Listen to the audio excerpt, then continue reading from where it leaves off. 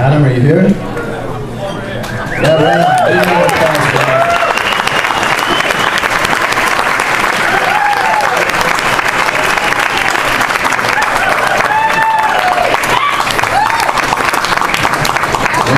all right, keep it going for Adam. Adam Bird.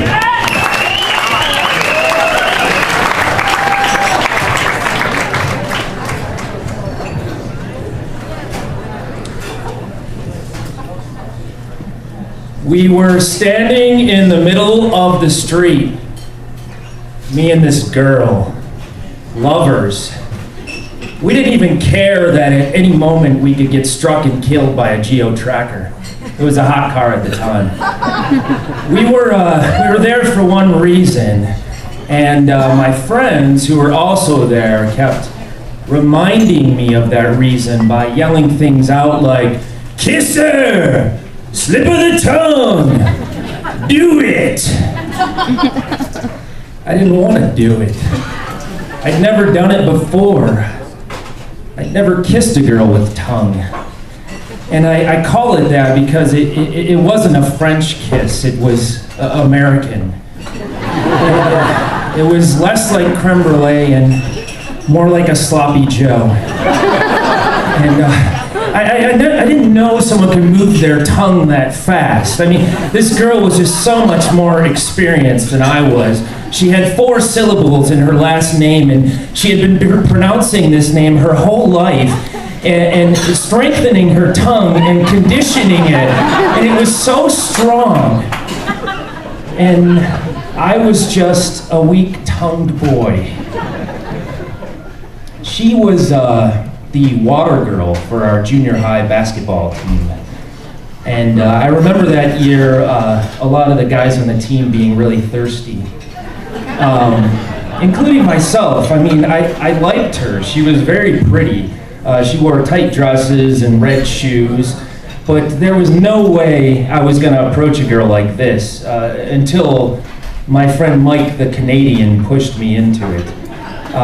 Mike came over from Windsor to go to our school, and he was a little different than some of the other kids. You know, most of the time you go over to someone's house and they'd offer you some potato chips, but Mike would offer you a butter tart. But there was one thing he had in common with the American youths. He was really good at peer pressure, you know, like verbally persuading people to do things. And not only was he good at that, but he was good at physically pushing people into doing things. He was a pretty strong guy. I mean, he had hair on his chest at age 13.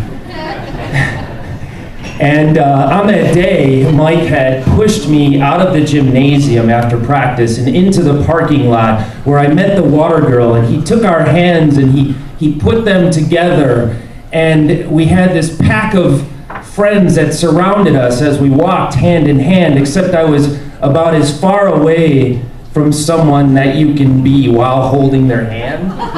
But Mike kept pushing us together, and we walked and walked and walked for blocks. It was like a death march to me. And then we finally came to a crossroads, and she and her friends had to go left, and me and my friends had to go right. And so I met her in the middle, and we shared a manwich. I never went back for seconds. She called me a few days later and asked me to come over to her friend's house, and Mike wasn't there to pressure me, so I was like, you know what, I'm just gonna, I've got some TV to watch, and I'm supposed to go to the mall with my mom, so I'll see you at school tomorrow. As far as Mike goes, I continued to hang out with him through high school, and I'm sure that he persuaded me to do many other things, but he never got me to try one of those stupid butter tarts, and I feel pretty good about that. Thank you.